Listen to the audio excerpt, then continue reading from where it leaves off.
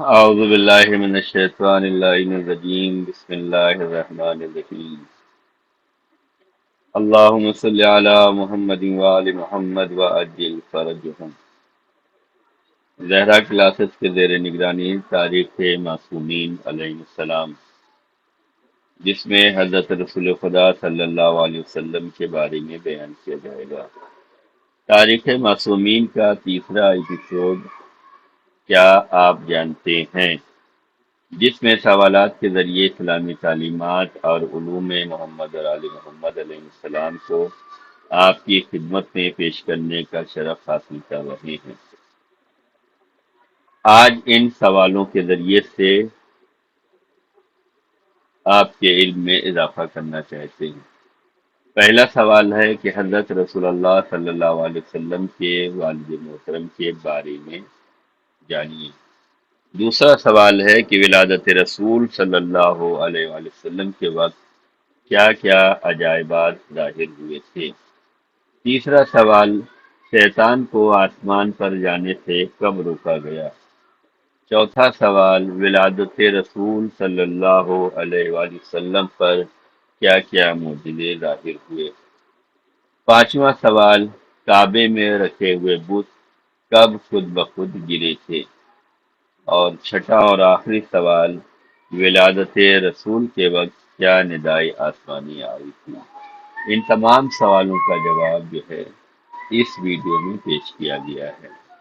آئیے اسلامی تعلیمات کو حاصل کریں اور لوگوں کو اسلامی تعلیمات کی دعوت دیں اور اسلامی تعلیمات کی نشریات میں شامل ہو کر ثواب دارین حاصل کریں اور خدمت دین کریں۔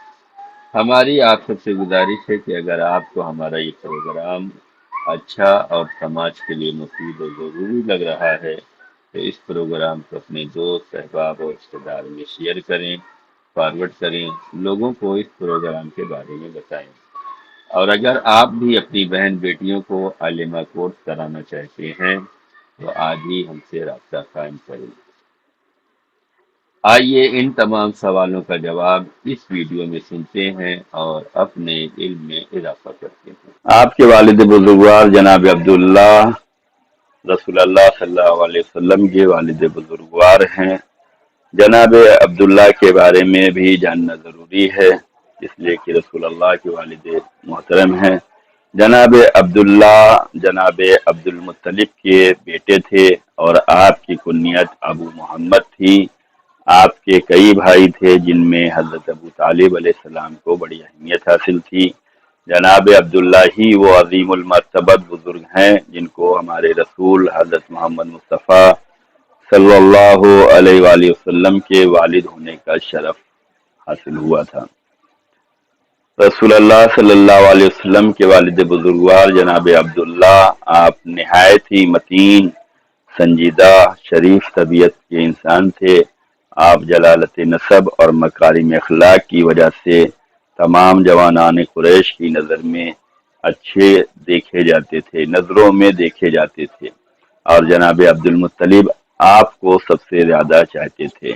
یعنی کہ رسول اللہ کے والد بزرگوار جناب عبداللہ جو تھے اپنے باپ کی نگاہ میں سب سے زیادہ محترم تھے اور آپ ہی کو زیادہ جناب عبد المطلب چاہتے تھے۔ حضرت رسول خدا صلی اللہ علیہ وسلم کی جب ولادت ہوئی ہے تو آپ کی ولادت کے وقت بہت عجائبات ظہور میں آئے ہیں۔ آپ کی والدہ جناب آمنہ خاتون فرماتی ہیں کہ خدا کی قسم، جب میرا بیٹا زمین پر آیا تو اس نے اپنے دونوں ہاتھ زمین پر ٹیک دیے اور سر آسمان کی طرف کر کے اطراف عالم میں نظر دوڑانے لگے۔ اطراف عالم کا مطلب ہوتا ہے کہ دنیا بھر میں آپ نے نظر دوڑائی، اپنے اطراف میں سب طرف نظر دوڑائی اور اس سے ایک نور ساطع ہوا جس نے تمام چیزوں کو روشن کر دیا۔ یعنی کہ جب رسول اللہ صلی اللہ علیہ وسلم کی ولادت ہوئی ہے تو اس وقت ایک ایسا نور ساطع ہوا ہے جس سے تمام چیزوں کو روشن ہو گیا، جس سے تمام چیزیں روشن ہو گئی۔ اور آپ کی والدہ فرماتی ہیں کہ میں نے اس نور کی روشنی میں شام کے محلات دیکھے اور میں نے آواز سنی کہ کہنے والا کہہ رہا تھا کہ تو نے تمام لوگوں سے بہتر شخص کو جنم دیا ہے اور اس کا نام محمد رکھنا۔ تو یہ وہ عجائبات تھے جو آپ کی ولادت کے وقت ظاہر ہوئے ہیں، جن کو آپ کی والد محترمہ جناب آمنہ خاتون بیان فرماتی ہیں۔ ظاہر سی بات ہے کہ ماں اپنے بیٹے کے حالات کو جانتی ہے، واقعات کو جانتی ہے، اور اس سے معتبر کوئی اور نہیں مل سکتا تھا۔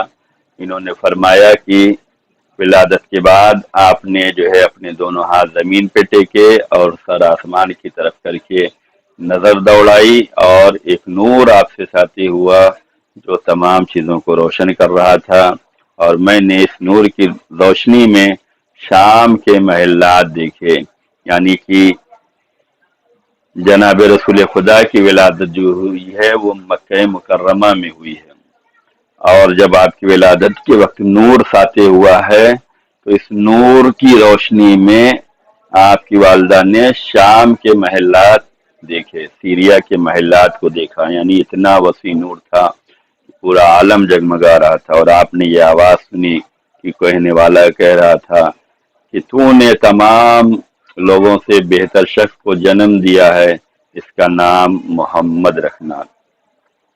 یہاں پر ایک سوال پیدا ہوتا ہے جس کا جواب آپ تمام قارئین تلاش کریں۔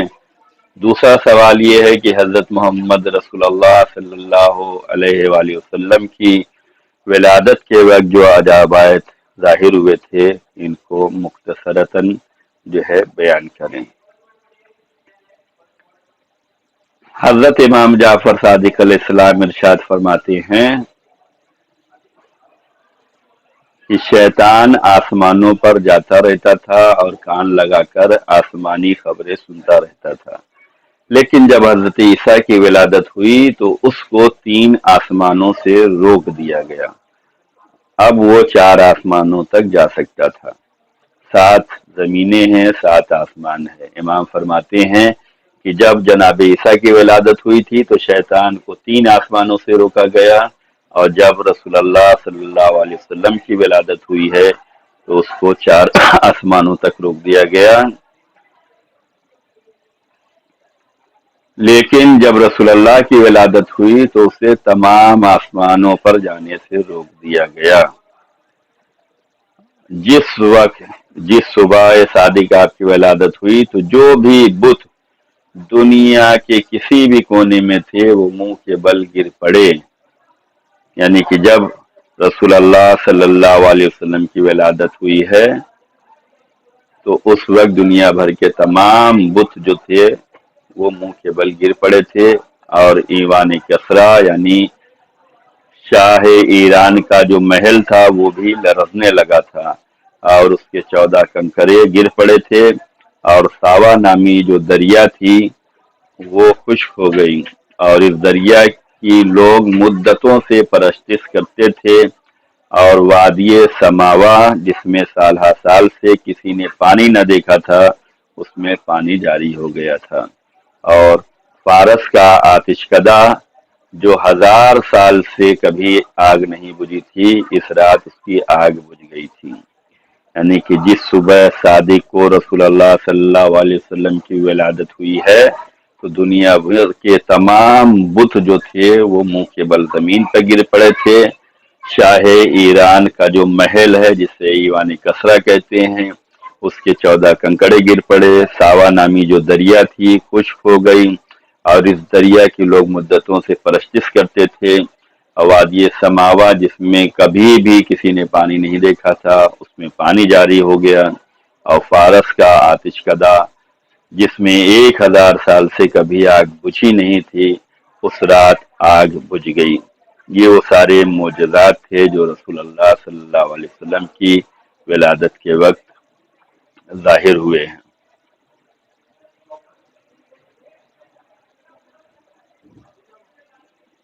حضرت امیر المومنین علی ابن ابی طالب علیہ السلام سے روایت ہے کہ جب آن حضرت کی ولادت ہوئی تو جتنے بت کعبے پہ رکھے ہوئے تھے سب منہ کے بل گر پڑے، اور جب شام کا وقت ہوا تو ایک آسمانی ندا آئی۔ آپ کو معلوم ہے کہ رسول اللہ کی ولادت صبح صادق ہوئی ہے، جمعے کے دن ہوئی ہے۔